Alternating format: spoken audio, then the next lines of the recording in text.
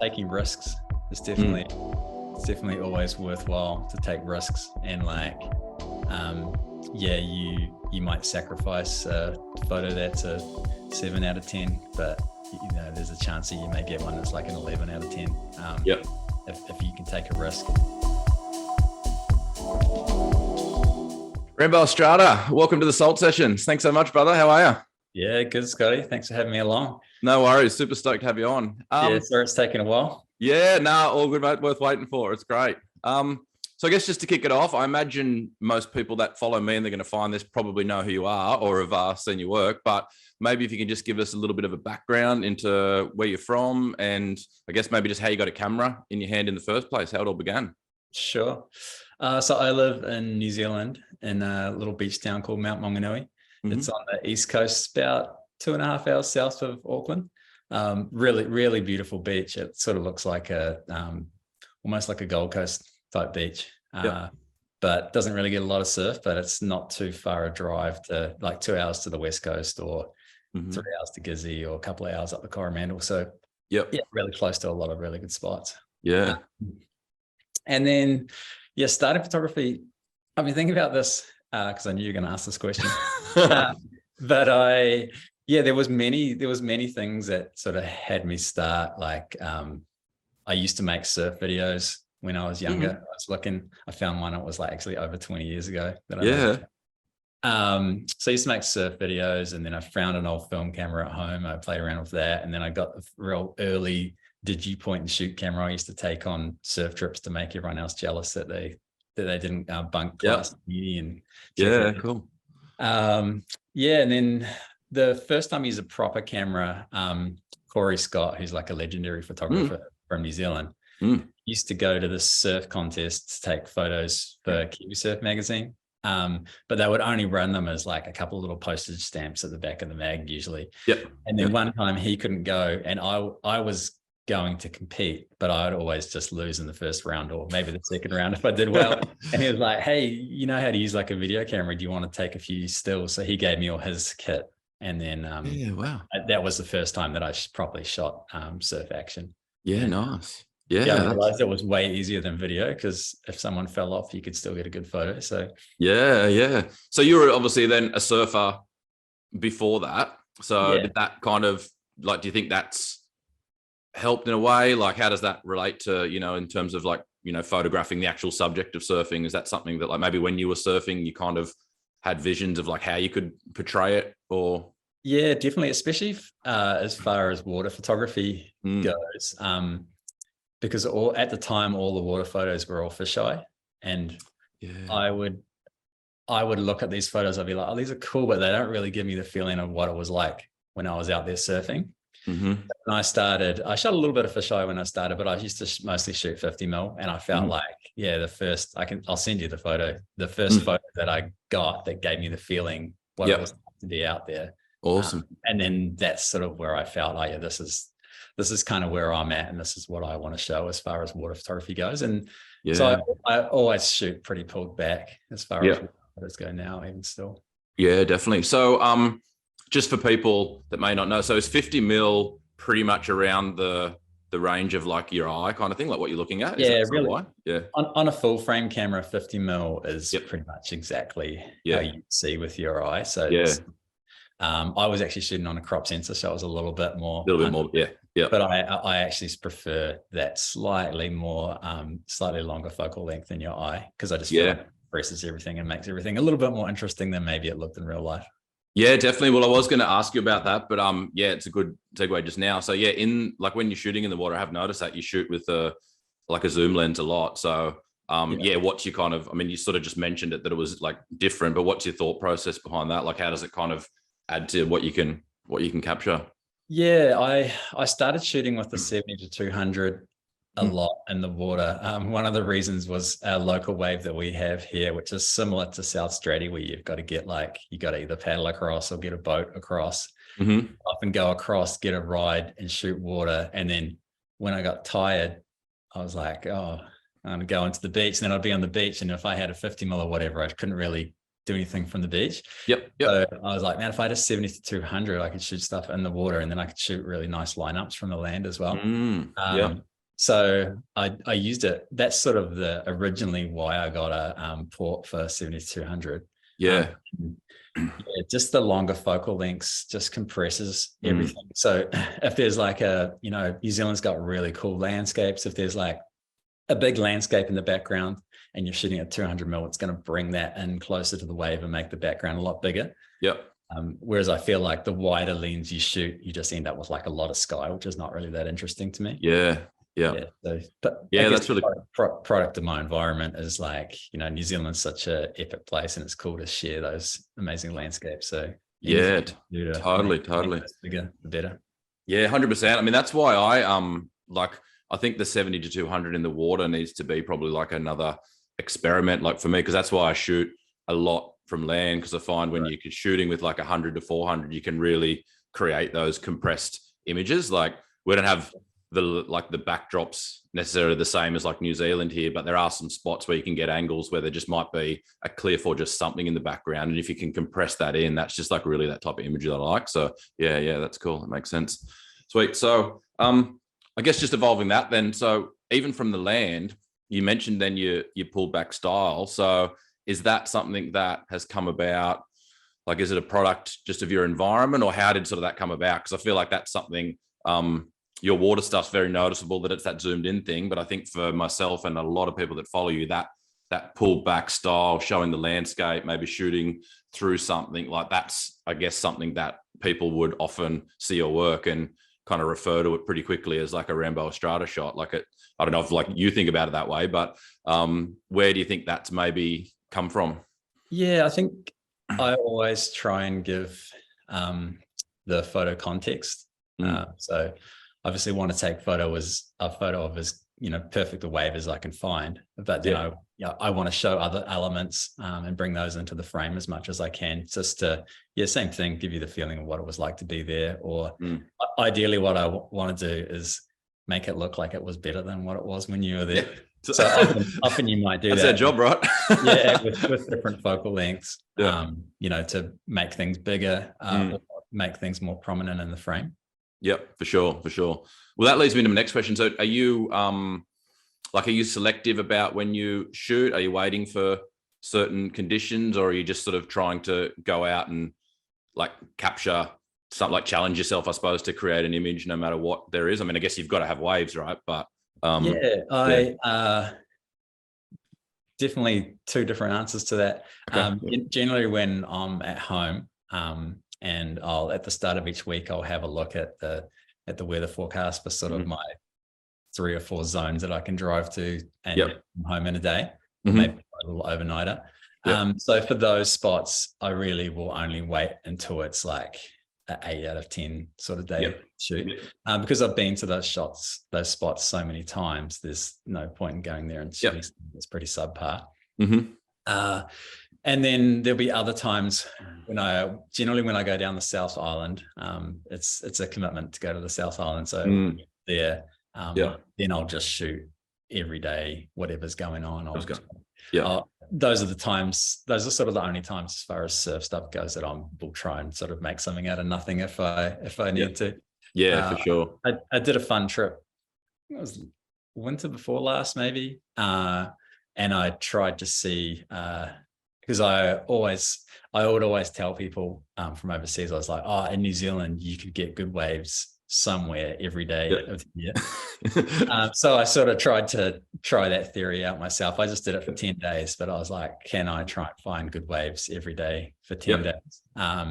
And did a lot of driving, but in the end, I felt not like all day wasn't good, but there'll be like window. I'd find like a window somewhere that had, probably maybe like a 7 out of 10 or above every 10 days. And awesome. A few days that were like 10s. Like I do. I remember when you did that and seeing it, and it's like, sometimes that's that thing as a photographer. Sometimes, I mean, obviously you did find waves, but also you can go out one day and there's like one good wave in the morning, and if you capture it, and that's the one you can post up, everyone freaks out and thinks it was an epic day, but it's just that moment in between. Yeah, definitely. It's that thing where there's like a right hand appealing there and a right hand appealing there, and everyone in their mind is like perfect right hand appealing all the way from there. 100%. So how do you decide whether to shoot in the water or from land in a session? I don't really shoot from the water that often. Okay. I like shooting in the water, but I'll only really shoot in the water if the waves are hollow. Yep. If the waves aren't hollow, and they're like consistently hollow, then I'm not really too interested. I feel like the sort of photos I like to shoot, the wave needs to be pretty round. And so I probably shoot from land, maybe like 80%, and then water 20%. And then sometimes if I just feel like I haven't been in the water for a while, I'll just set the alarm and just go for a swim at sunrise, and whatever happens. Yeah, for sure. Because I guess equally those same waves are going to be the ones that are going to look good in those pulled back shots as well, right? Definitely, so I guess there's that. I guess depending on what the environment's like, because I always find when it's that sometimes like the bigger it is, that's when you can start to like shoot even more pulled back. Like you can literally like, we've got some spots here where you can literally walk like 2 streets back and you can just really like compress in and shoot like past things. And if it's too small, then the wave at the end of that's not going to actually stand out at all in the shot. But 100%. Yeah, for sure. So I guess just taking it back. So you mentioned briefly about how you got into got a camera, but what's been the evolution then to, I mean, not necessarily now, but being photography as a full-time income and getting to there? Like, did you have jobs along the way? Like, what was the steps into picking up that camera and now doing what you do? Sure. I had a job as a creative director for a New Zealand brand, a brand called RPM. Is still going pretty well. So I used to do a lot of photography for that, like shoot catalogs, and then we would shoot like a bit of action, surf action, and sort of a little bit of everything. And then after that, had me and a couple of buddies owned a bar. And I used to work in the bar, and then that was sort of when I kind of got all my own photography kit, because I just used to use the stuff we had for the brand. So I bought all my own kit, and then I was shooting a lot. Anytime the surf was good locally, I would be shooting during the day. And then I started getting, that was sort of at the peak of the surf industry as far as like having a bit of money to throw around. So you have things like Billabong would have a New Zealand surf team, and they would send that New Zealand surf team overseas, and then they would pay for me to go and take photos and that kind of stuff. Cool. I was getting quite a few opportunities like that, and I started to think, man, I could probably make this into like a full-time gig. And then at the same time, I was like, man, I'll just do anything else that I can with my camera to make money. So I was sort of trying to cover a few bases, and I was like, man, I should try and shoot a few weddings. So I sort of put the feelers out for that. And then somehow in my first wedding season, I already had like a bit of a following for photography, like surf photography. I used to have like this local landscape sort of page, a Facebook page that had a pretty good following. And I somehow managed to get like 17 weddings in my first season. So I had going from not shooting a wedding to shooting like 17. And then I still shoot a lot of weddings now. So it's sort of, I'm way better known for like surf and ocean adventure sort of photography, but I definitely make a lot more money from shooting weddings. Yeah, for sure. So are you doing much like ocean, like surf photography, like work assignments now, or is it sort of not really, just mostly for myself. So would you kind of do a season of weddings and then kind of go and like, I noticed that you tend to go on some trips and stuff, so maybe then just go and shoot for a while? Yeah, so I'll do like a wedding season here is pretty much just through summer, from like September through April. So it's just sort of winding up now. And during those times, you really only have to be somewhere like 1 or 2 days a week. So if the waves are good, you can sort of go and chase that.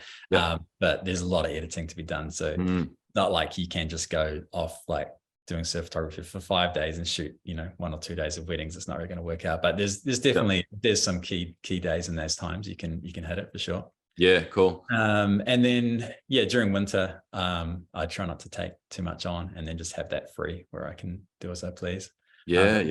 From surf photography, most of my income comes from print sales, and I also sell like Lightroom presets. Cool. So they tick along as well. Yeah, nice, sweet. So that Oh, sorry. sorry. No, Yeah, I do the odd little photography gig. Like I just did a shoot with Billabong down at South Island, where they brought their Australian team over and shot a bit. That the one with Parko and yeah, nice. Yeah. So that it's just interesting hearing your story. So that first job that you did where you were sort of shooting assignment stuff, because I've noticed even previously I've seen like on your website where you might have sort of shown like a series of photos from maybe some sessions or some trips or something that you've done. And there's definitely a documentary almost like style to it kind of thing. Like it's not just a photo of a wave, but it might be photos of the area. Like, do you think that stemmed maybe from that early kind of work?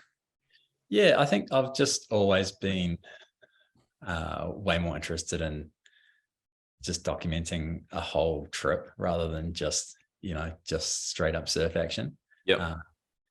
So that's sort of what I like to see as well. I would love if everyone did, like, instead of doing an Instagram post of a wave, if they did like a carousel and had maybe a few things that went on around, what went on in those waves, or whether, because often you'll see, especially like I follow so many of the South Coast guys because I've got so many epic slabs down there.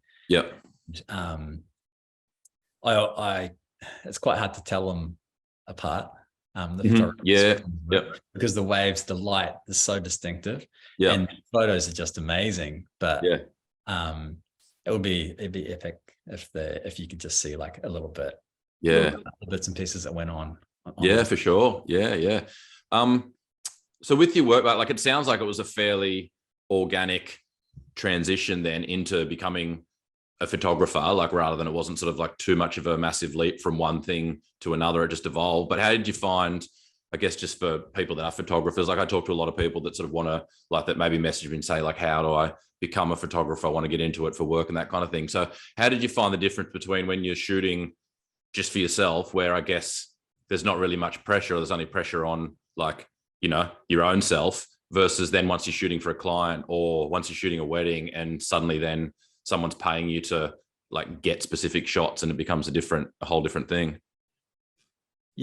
Weddings especially freak you out for the first few. I think I shot probably about 40 weddings before I got to the stage where I could fully relax and just enjoy it, and then try and not worry about that you're going to mess something up. But I think having like a real strong foundation of photography knowledge makes you freak out less. So because you have to be prepared for something to go wrong, and when that does go wrong, you have to sort of have in your mind how to put that right. So I've always been like a real sort of nerd as far as like, I would read my manual from back to front when I got a new camera. And so I found that having that confidence and sort of my knowledge of photography made me freak out less. That's cool. That's so funny. I've literally got a question written down here that says the word nerd, like how much of a photography nerd. That's fascinating that you said that. But because I was exactly the same. Like I remember when I first started, because I literally just changed like careers. Like I was like a marketing manager in Sydney, and then literally just stopped one day and said, I'm going to be a photographer. Like it was completely like different. And I just remember early on I read or I was watching an old interview with Chris Burkhardt, and he was saying like when he got into it, he just literally shot everything. So like the first few years I did it, I literally was shooting like everything I could, like kids' birthday parties, formals, like family photos, like everything. And I just think that similar to wedding photography, I never really got into the wedding photography space, but I think that it then forces you into different situations, like different lighting situations, and having to react to certain things that just fundamentally make you a better photographer, which I then think eventually helps out in just your surf photography in general when you're out there and you can react to certain things, or something's happening here or there, or you've got to change your settings quickly to deal with different light, that kind of thing. Definitely. Wedding photography is like boot camp for photography, as far as like there's not many other photography jobs where you're shooting for like 9 hours a couple of times a week. No one's really telling you how you have to shoot. You've got the freedom to sort of try anything new if you want. And if you try something new and it doesn't work out, no one really knows. It doesn't really matter. Because you would have shot things in a safe way as well, and then you could try something that's a bit weird. And then just that so much time behind the camera just makes you so much more comfortable. And then when it does come down to like, I still mess stuff up all the time, but probably a lot less than I would have if I didn't shoot weddings, for sure. Yeah, I think it's just that, like, things just becoming a bit more like on autopilot and just second nature, like changing settings on the fly and that kind of thing. I just don't know if you necessarily get that without being like under the pressure of both a job and those kind of different environments that you're doing it in. Yeah. Are you like, do you ever have a second shooter, or is it just you doing the weddings? Yeah, my partner Alki shoots weddings with me quite a lot. So probably about 80% of the weddings I have a second shooter. Yeah, sweet. Cool. So there was a post that you mentioned, I'll just read it so I get it right. But basically you kind of referred to, you said maybe it was like someone referred to you as a content creator, and it made you feel a little bit weird. Not necessarily like in a bad way, but just maybe that's not your mindset when you're going into shooting or going into photography. So I guess like stripping that back, like what is, like if you're going on a trip or you're going out to shoot, like what is your mindset and where are you maybe envisaging images ending up? I feel like content creator just sort of makes your work sound a little bit disposable, something that someone's going to scroll by and then, they would have forgotten about 15 seconds later. I'm always aiming for my work to be published as large prints. So either for my print store myself, or for book projects, either for other people or myself maybe in the future. And magazines. I'm trying to have everything like as technically perfect as I can. That's another nerdy thing that I get like a kick out of, like being most economical with my camera settings. So if I shoot like too fast a shutter speed than is necessary, so if I shot 2,000ths of a second, I'm like, man, I could have shot half the ISO on that and have like just a slightly cleaner image. I'm always sort of striving to have like as technically perfect and cleaner image as I can. If it does get printed as a large print, then it's hopefully going to look epic. 100%. So, but I guess then on the other side of that, with the social media thing, so you've obviously, you've got a pretty solid following, and I'm not sure how that's progressed in terms of whether there's been any intention behind it, if it's happened organically, but just even as a result of that happening from zero to where you are now, like what's that experience been like? Was there any stage through that where you started to have to think differently about it and think, I need to think about this a bit more, like what I'm doing? Has it presented opportunities that you didn't expect, that kind of thing? Like there's a lot in there, but for sure. I mean, social media has been awesome for me. When I first started, surf photography was before there was any social media. And I thought, as a photographer from New Zealand, I'm just super limited as what I can do here. In my mind, we didn't really have much in the way of, internationally known surfers. So it's pretty much, my photos are going to end up in like a local magazine and that's it. Having social media has been awesome, because as soon as you tell someone you're from New Zealand, they have two answers. They're either like, oh, I went to New Zealand, I loved it, it's just so amazing, or I really want to go to New Zealand. Like, those are the two answers I can give you. I've sort of been a window into New Zealand for a lot of people that are interested in surfing. Probably their main window as far as like what New Zealand's like. Yes, it's definitely had like a lot of positives for me. I've like discovered other photographers' work and open up. I can see Warren Keelan's calendar in your background. Like Warren and Ray Collins, who just did this style of water photography that just blew my mind when I first saw it. I couldn't believe how epic it was, and like, and I remember like, reading stuff about what lenses those guys were using, and trying to work out, how they shot things that look so magical and dreamy. That's been really cool, discovering new photographers. And then, getting a following, it's amazing. Like Kelly Slater and Tom Carroll follow me. And I, when I started, I was like, no way that I would ever think that guys like that would know that I exist. That's amazing. And then what about sort of like, so has there ever been a time through that then where you felt, I don't know, like a pressure? Was there ever a point when you're like, oh, suddenly there's more eyes on me now? Did you ever become more conscious of like what you were posting? Like, you sound like from what you're saying, you've always been fairly either self-critical or in terms of like making sure that you're producing the best work you can anyway. But was there ever a shift in that? Yeah, there's, I think, like right at the start of Instagram, I just had a regular Instagram like everyone else, where I had photos of my breakfast and like pictures of my dog and that kind of stuff. And then I'd have, if there was some surf, I'd throw, some surf photos up. And Stab magazine, they used to run quite a lot of my stuff on Instagram. And then all of a sudden I started seeing all these followers come in who were people that I didn't know. And at that stage I was like, okay, I need to clean this whole thing.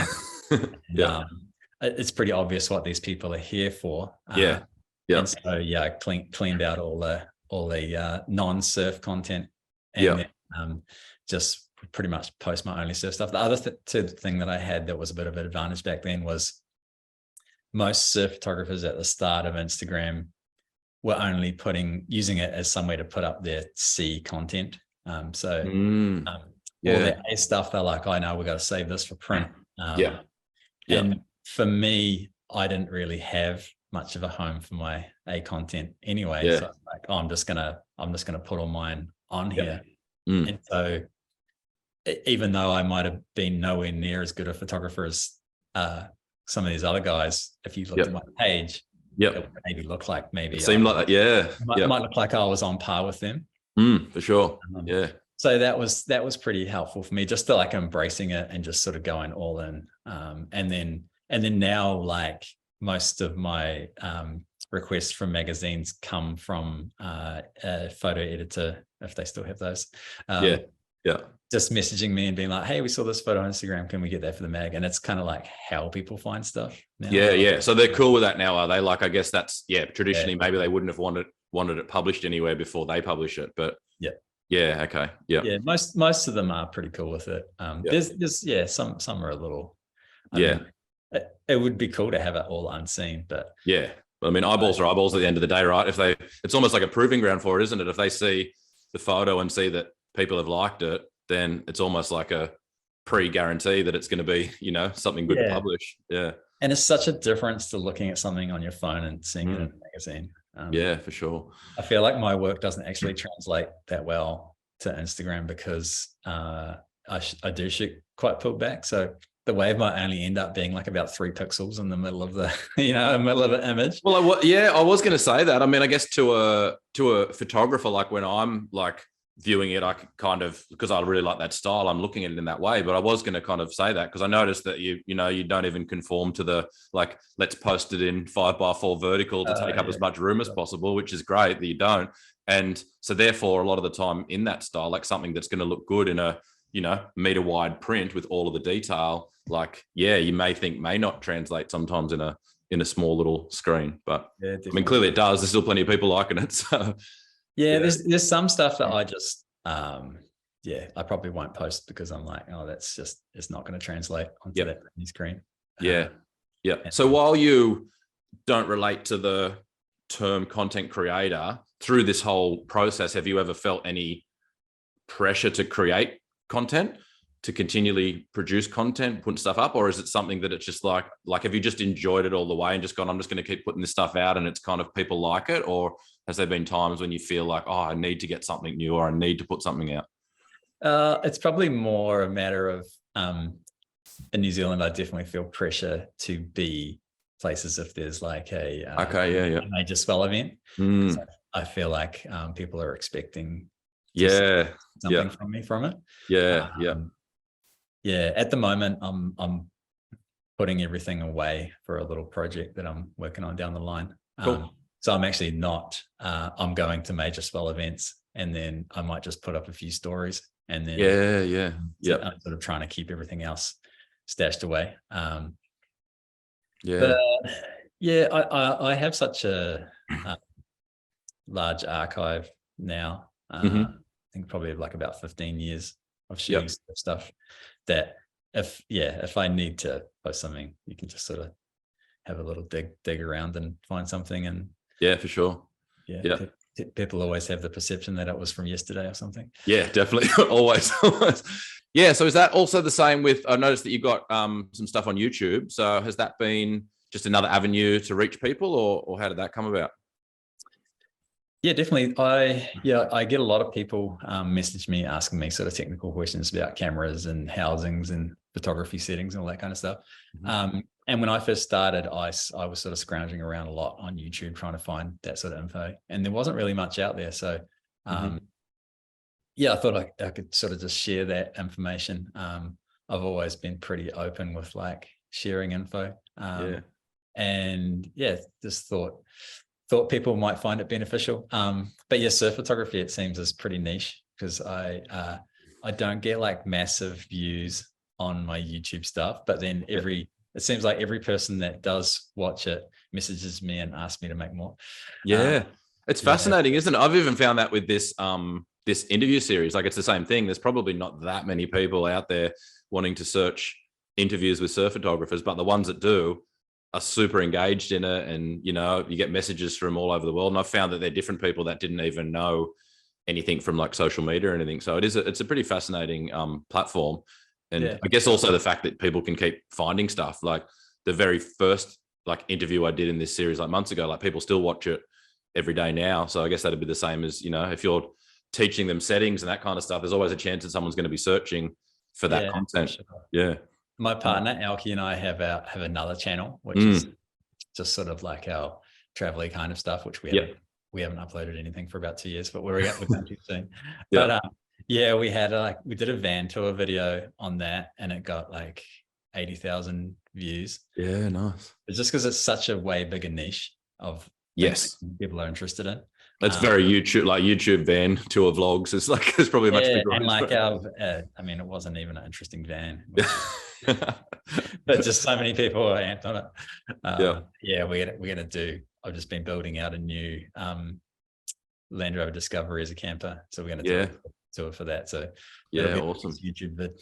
Yeah, nice. And I noticed in one of your YouTube vids, and then also on your social media, you went to the Surf Lakes complex. Can you tell us about that experience? Because the place looks like a crazy Mad Max era type place anyway, but then like your photos from that session just like, to me, like took it to a whole new level, because I'd kind of like looked at stuff on it before, but I was just blown away. And a lot of people I've kind of spoken to like sending me those photos that like you took and like, look at this is just insane. So when I first saw stuff come out of the Surf Lakes, I was like, man, I have to go to that place. So I messaged them and I was like, man, I'd love to come and shoot there. And I didn't realize, but they were only really doing like one open day a month.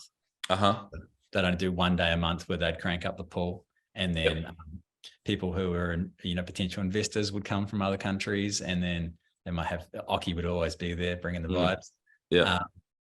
And so they're like, oh yeah, you can come for our next open day. So I had that penciled in, and then Brad from Surf Lakes messaged me. He's like, oh, we've got another one coming up in like a week or something, and it's a guy you might have seen in some Hollywood movie from Byron Bay. And I was like, I got no idea who that is. We're already going, and it's like a 12-hour drive or something ridiculous from the Gold Coast. So we were already planning on going up there in 2 weeks. And I was like, oh no, I don't. That's probably going to be too much yet. And then I told my partner Alki and her mum, and she's like, "That's Chris Hemsworth. You have to go. You don't know what he means to Australians, especially women." We actually ended up going twice. The first time when Hemsworth was there, I had a great time, but there was a bit of pressure on me to capture stuff of Chris whenever he was surfing. Yeah, so yeah. That was sort of my sole focus of being there. Yeah. And then so I got some photos, some nice photos, but nothing that I was like super amped on. And then when I went back the second time, they had an open day, and Andrew Shield was there, Shieldsy from Gold. So he was there, and he was being paid by Surf Lakes to shoot all the guests, like all the people that had come along, like potential investors and stuff. Yep. And I had the freedom to do what I want, and then I just loved it because there was so much opportunity there. There's so many different compositions you can get, and then in my mind, I had I had this idea of shooting that slab wave with the sunset behind it, all perfect, kind of like that shot of Woz's behind you. Yeah. That's in my mind. I was like, I gotta get that. And I actually got some nice sunset stuff, but then it was raining, and it was like real drizzly, and the steam was coming out and just taking over the whole park, and it was like went from like Mad Max 1 to like Mad Max 3. And that's when I got all the best photos for sure, and the ones that everyone's been really stoked on. And that's honestly that bit where it was steamy and like drizzly and rainy. That was the most fun I've ever had shooting photos. The most fun hour that I've ever had shooting photos. I was shooting on the land, and then I'd quickly run and grab my housing, and because there's like a 7-minute wait between sets. Yeah. And I'd grab my housing, I'd swim out, and I'd shoot a set, and then I'd come back and shoot from the land, and then I'd change my lens, and then on my housing, and go back out. And crazy. Well, it's reliable too, right? Like what's coming. So like I guess you could kind of have a bit of an idea and then see it in a different way. And you know if you go and switch up your gear, you're gonna get another crack at it. Yeah, it's unreal. And they I feel pretty lucky to have been there because they're going to rip that whole pool out soon. Oh wow. Okay. And put like a commercial version in and so it won't have that huge rusty plunger. It'll just be like encased in like a dome. So and it won't be throwing all the steam. So it's not going to look. It might just look like Wave Garden or something. Yeah. So even better that you've got those images for the history. Then really stoked to have images for sure. Yeah, that's unreal. So, I mean, not just like that session where there would have been like heaps of amazing photos, but just in general, like you must have so many photos on your hard drives that like an average person would probably dream of having that have never seen the light of day. You know what I mean? Like you've got like, I guess some of your photos in your print store, maybe like the 2 or 3 moments like before or after, or like whatever it is. There must be so many images that you've never published or maybe never even like edited because you've like picked ones out. So for you, after a session, if you know it's been good, there's been some good light, like when you're looking through the photos, like what is it that you're personally, I guess, looking for to go, that's one of the ones I want to publish? I think I have like the world's most critical eye. So I'll instead of looking at a photo and looking at what's right with it, I'm looking at what's wrong with it. So I've never shot like the Surf Lakes photos are probably the closest that I've shot to like a perfect surf photo in my mind. All the stuff that I've shot in New Zealand, I'll always find something that's not quite right with it. And so when it comes to selecting what I'm going to edit and what I'm going to put out there, it'll be the one that's got the least things wrong with it. And like you say, it's definitely once there doesn't really seem to be much point in editing more than 1 or 2 photos that have a similar sort of look to them. So I just stick with what's going to be the best, and then the other ones, they're still good photos, but they're not quite as good as the best ones. So do you ever look back on say like folders of stuff like maybe from like a year ago, 2 years ago, whatever, and see if your eye has changed or your like what you like in a photo has changed, to see if you see them in a different way? I've re-edited a few photos recently. I've seen say a photo pop up of mine somewhere, and I'm like, that's actually a cool photo, but the way that editing software has improved, and also probably my own editing techniques have improved a bit, then I can go back. Even just with Lightroom, the fact that now you can isolate the sky and you can edit the sky. So many times in the past, you would have had like a blown out sky because you're trying to get wave exposed right. Whereas now you can bring that sky back down. So there's definitely some, I did a couple for my print shop maybe like 6 months ago that were photos that were probably 10 years old. The old ones. Cool. And then in my editing, like I was a bit of a editing cowboy back then. So I would have probably pushed a slider way too hard, or like, we all did, I think. You look back at some of your old photos and you just see like the saturation was way too much or something. For sure. So I always used to bring a temperature like way too far down and make everything, so my whitewash was all blue, look nice and blue. So just sort of went back and so sometimes do, for sure. Cool. And so I could be wrong, I don't get the impression that you are generally putting stuff up like straight away, like after like going out for a session and then like editing and putting those photos up straight away, like on Instagram. Like I could be wrong, but do you have any process in that? Like a few photographers have a different thing. Like, if you know something's been a good session, do you like to like let that like breathe a little bit and kind of go, I'm going to go back and look at these later, like in a different frame of mind to like assess them? Or do you kind of like the energy of, you know what happened that day, and then you want to go and see the images in that same energy? Some at the moment I'm just sort of tucking everything away and not sharing pretty much hardly anything that's new. If it's like a major swell event, it can be good to pop something up that day because everyone's excited about it, everyone wants to see it, everyone's going to share it and send it to their friends, and that way you're going to get like a lot more traction on your post. And the way that Instagram especially is now, you need that stuff to reach a quarter of the people that follow you. You need a whole lot of people to be sharing it. Otherwise, if it's just a regular photo that is a really nice photo, but no one's particularly emotionally invested in it or excited about it, then Instagram just crawls you these days. You might only get to like 2% of the people that actually follow you, which is that's right. And then they send you those the little things that be like, reach more of your followers by posting this as an ad, or turn these photos into a reel to get more. That's fascinating. But I never kind of it was interesting when you answered that question before about when I said like the pressure thing, and you're kind of like, if there's something happening in New Zealand, that it's almost like you feel a bit of pressure, for want of a better word, to capture that. Because that is true, that there's certain things that, like say the recent swell in Tahiti the last few days, there's like 5 photographers immediately that I go straight to their Instagram like the day of or the day after, thinking, well, they're going to be in there capturing it kind of thing. So it's interesting. So you travel a lot in your van, or you have been. So for photography, is that something that has it been kind of an idea in your mind that you're like, I'd like to develop to a point where I can travel with my photography, and that be something that's like combining? And then how much of those kind of trips are the experience of being there, being in those situations and those moments, versus the actual capturing those moments? Does that make sense? Yeah, for sure.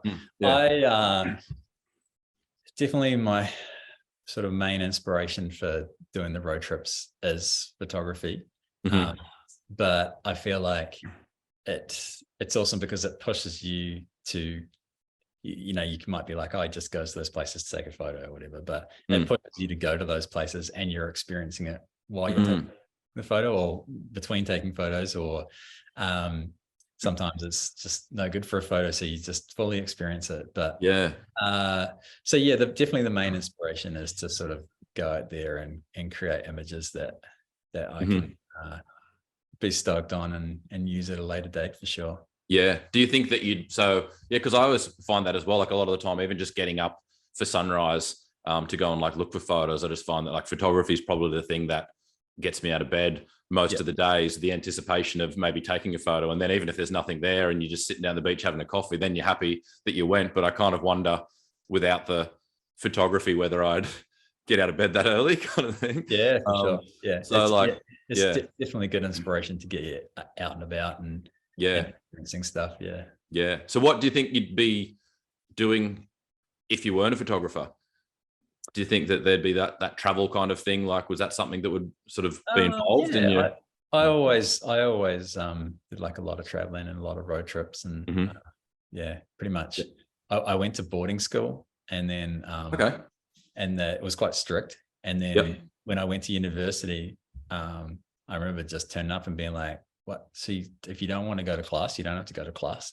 So most of my tertiary education time was just like road trips, like surfing everywhere. And then that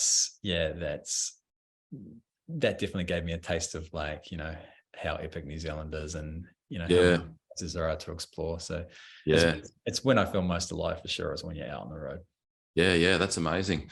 I just had down here, I remember you posted one time something about it was sort of the idea of shooting creatively, maybe as opposed to like something that's like maybe a safer kind of shot. So I'm not sure exactly what it's referring to. Maybe it was like slow shutter images or something like that, but it's sort of referring to saying like trying something out, and then maybe you don't get as many keepers, but those end results are more satisfying. So I'm fascinated by that mindset. I think that's a really cool way to like look at it. So just for, I guess, people that are photographers that are watching this, can you sort of speak to that a little bit more? I think taking risks is definitely it's definitely always worthwhile to take risks, and like you might sacrifice a photo that's a 7 out of 10, but you know there's a chance that you may get one that's like an 11 out of 10 if you can take a risk. And so when I first because especially when you're shooting surfers, you feel like you have to capture everything, because guys are coming at you. Oh, did you get that one? Did you get this? Did you get that? And if you didn't, you feel like you let someone down. So as soon as I became comfortable with, I guess, blowing it, as soon as I, just became more comfortable with that, then that's when I feel like my photography progressed, because you're not worrying about, trying to document every little single thing. You just, you just want to have a couple of. If I come away from a session with like one really cool image, I'm stoked. So there's no point in having like 200 decent images if you get like one real mind-blowing one that's going to 100%. No, it's a cool way to think about it, for sure. Yeah, definitely. And just as like a bit of a fun one, so have you traveled much internationally to shoot waves? And is there any sort of like favorite waves around the world that you've shot? Not really. I used to travel a lot. I used to travel like for probably 4 months or so every winter. But funnily enough, I generally wouldn't go to surf places. I would go to, because if I wanted to chase some waves, New Zealand's epic. We can find waves here all the time, and we probably have less people, and probably have a better experience. So a lot of the travel that I did, I would go, like I went to like Kazakhstan and Kyrgyzstan and places, just kind of like odd places that I remember when I was there, I was talking to this local girl, and she's like, "Oh, where are you from?" I was like, "New Zealand." She's like, "Why did you come here? New Zealand's so beautiful." And I was like, "This is beautiful, but just in a different way, like, totally different." So I was always chasing something that was like different to what I had at home. But I've spent a lot of time, and as far as surf stuff goes, I would spend a lot of time in Indonesia, and definitely there's definitely a couple of waves that I like shooting there. On the not Karamis, but in that zone, there's a few other waves that may be better for photography than they are for surfing. Definitely. They're pretty brutal. But there's a couple of waves around there that I really, really loved going. Anytime I was there, I would get up, in the dark and swim out, eyes and shoot at those waves. And you mean along that same stretch there? Because I lived there I did 3 months there last year. So I kind of got pretty familiar with that like section. But exactly the same. There's one wave there in particular. It's probably one of the ones you're referring to, and it's like there's never anyone on it. And the first time it was like down the beach, and I could kind of see it, but I was like, this looks epic, and no one's like surfing it. And so then I just started photographing empties like of this spot. Yeah. Like, yeah. Yeah, I was swimming out there one day when the WSL comp was on at Karamas, and then I saw a couple of guys walking down the beach, and I was like, oh, I hope these guys pack their nuts, because this wave's pretty decent. And then it ended up being Parko and Kieran Farrow. Yeah, wow. They both got one wave there each, and then pedaled down to That's hilarious. So is there any waves that you would like to shoot? I'd love to spend some time in the south coast of New South Wales. Where cool. Yeah. Those, amazing slabs are. Like I was saying before, I follow so many photographers from there, and nice stuff they post is just I've never hardly even seen waves like that before. Like, really amazing. So I'd really like to spend some time in that zone. And I spent a lot of time in Australia, but partner Alki, who folks from the Gold Coast, so we're up there, and I'm probably as close to that south coast in New Zealand as I am from totally. It's not like I can just get in the van and like whip down there. It's like it's a pretty long way. So I'd love to go into that zone one day for sure. Yeah, it's amazing. Were you up there for the swell recently in the Gold Coast, or? I was there for I was there for a couple of weeks, and then the last 2 days that swell came, and I was like, oh, I'm so lucky I've scored these 2 days of waves before I go. And then for the next 2 weeks, it just pumped nonstop. Just kept going.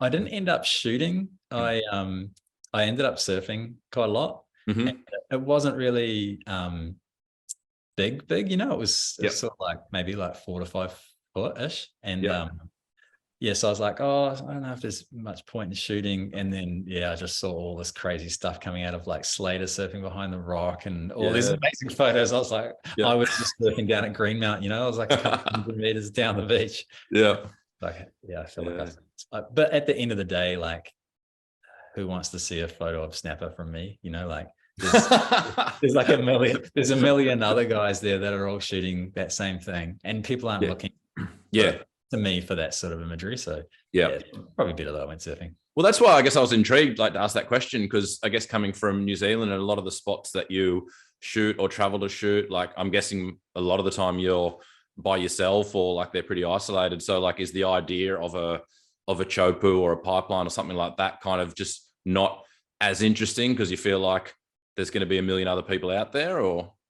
Zero interest. Yeah. Okay. Yeah. Absolutely. Yeah. Yeah. I mean, cool. It would be fun to shoot there, but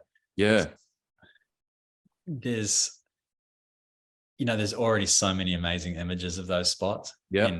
And what I shoot is highly unlikely going to be as good as the of what's been shot there already. So it just doesn't really get cool. No, I really like that as a response, because I think almost everyone else answers with those two waves to like that question, which is fascinating. So it's cool to see a different perspective on it.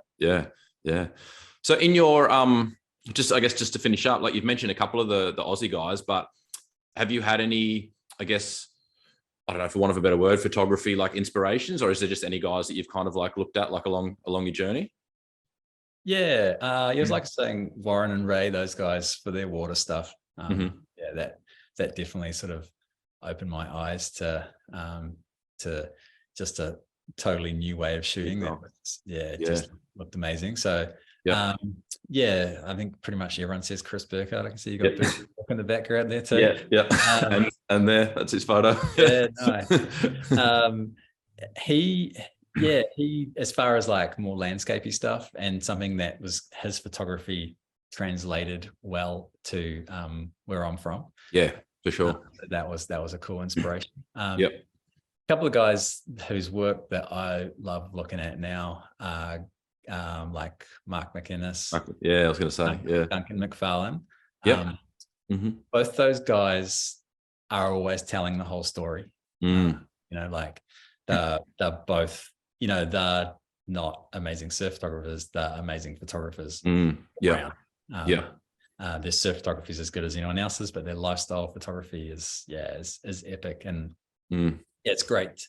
It's really, I love seeing what those guys shoot around surfing. Really 100%. Like I think especially like with the Mark McGinnis one, I had a very similar conversation with him, and he was just saying that yeah, a lot of the time it was just similar. There's not many waves there that often, and the product of that environment there is it's a pretty like epic environment, but it's kind of like you need to work out different ways to capture it because you can't just rely on it being perfect waves every time you go down there. And yeah, it's developed a really cool style, which I think is similar to your style as well. That The problem with Mark is he's too good at that other lifestyle stuff that now everyone wants to wants to do that. Yeah. And then, I mean, I think that's probably anyone that's a surf photographer that's good at stuff outside surf photography. They end up being pulled in those other directions because there's more money to be made there. And Duncan, he's just stuck there because he's the Billabong star photographer. So we get to see it all from him. So get to enjoy it when he's there for sure.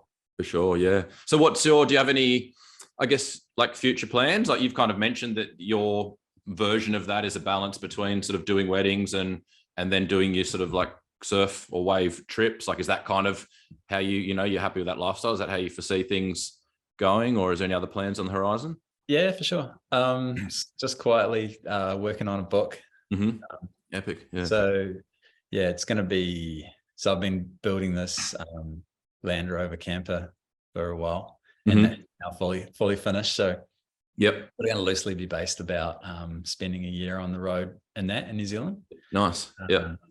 And yeah, I'm looking forward to a lot of it. I always get asked for a book, like, when are you going to make a book? And of course, I feel like a portfolio style book is probably something you do at the end. I don't really feel like I'm quite at the end, but I feel like this is a nice way to do like something that's sort of, bookended as it's a year, and a cool way for me to show my photography in a way how I want to present it.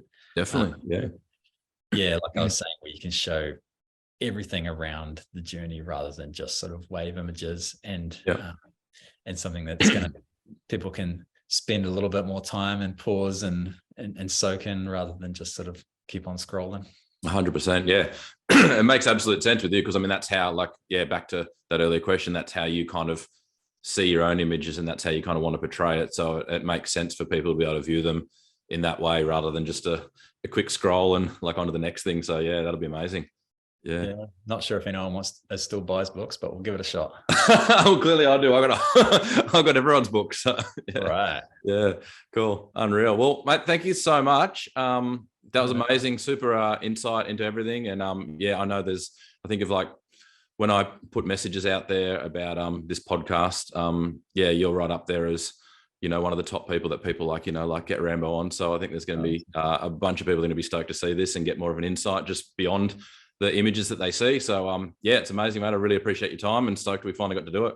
No worries. Good on you for putting something like this out. Stoked. Yeah. Good for our culture. Unreal. Cool. Cheers, brother. See you later. Mate.